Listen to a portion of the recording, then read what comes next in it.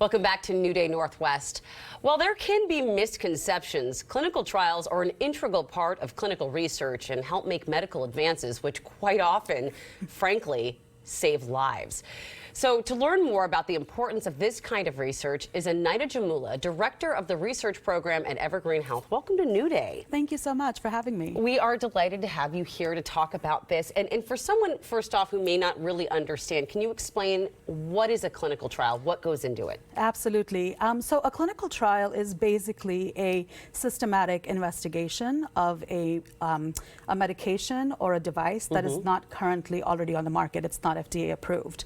And clinical trials usually happen out of clinics or hospitals and medical centers, just like Evergreen Health. And the vision for our program is that we want to offer a clinical trial to all patients that walk in the door at Evergreen. So just as you would see a physical therapist or you might see a nutritionist, we want you to be able to see a researcher.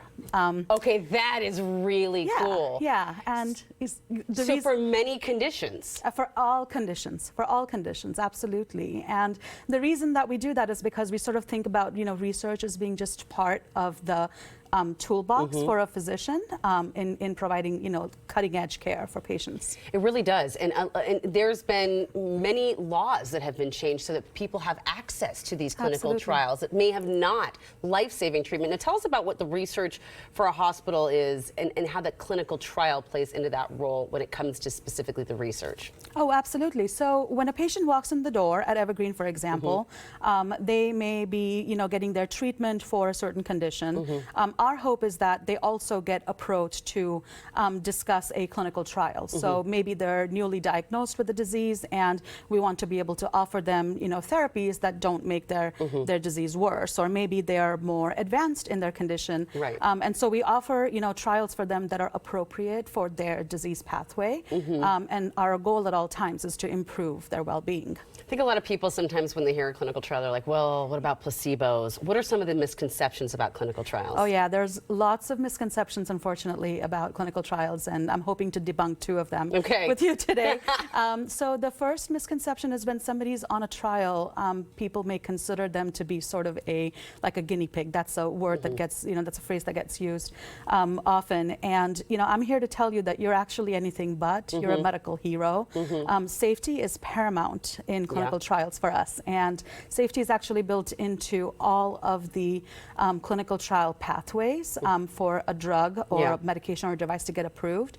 And in fact, you may actually have more medical oversight when you're on a clinical trial than when if you were a clinic patient. You may have more EKGs, more visits with your doctor, etc., because we're looking at your health with a very fine-tuned lens. We want to make sure that we're being safe with you. Right. That's, and you were saying the second one is? The second misconception is that people somehow don't expect to have a research program, especially one that is like ours, that one that is sort of a world-class research program within a community hospital setting.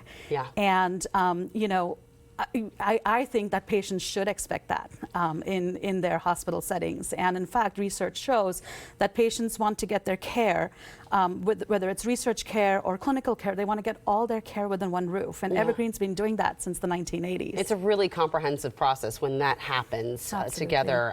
What are some important questions that people who are considering being part of a medical or clinical trial ask themselves? That's a great question. So, clinical trials, they do take time and effort from patients. They do require frequent visits.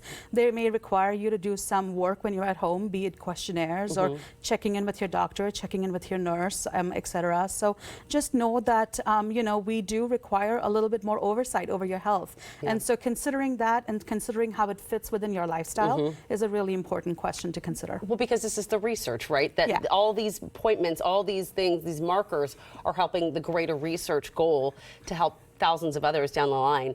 Where does the research go from here? Like I said, it helps thousands of others down the line. What can we expect in the future? Yeah, that's a great question. There's two kind of massive movements happening in research. The first one being is that we are at the intersection of healthcare and technology. And when you're at that intersection, as researchers, we find ourselves being able to diagnose patients better and faster and sooner. We're able to provide care within their home.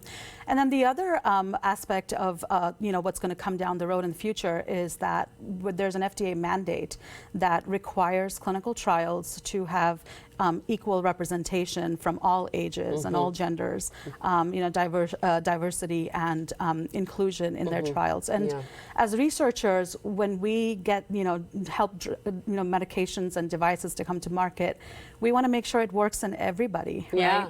And so in order for the drug or for the medication or the device to work in everybody, you have to have clinical trials that welcome people of all genders and races and ages, etc. Absolutely. And so that mandate is going to be game-changing for us because, and Evergreen, of course, has been working on that pre-pandemic. So it's just very validating to see that it's happening. Good for you all. Thank you so much, Anaida. It has been a pleasure talking with you. And if you want to learn more about what we discussed today, be sure to visit the Evergreen Health website on your screen.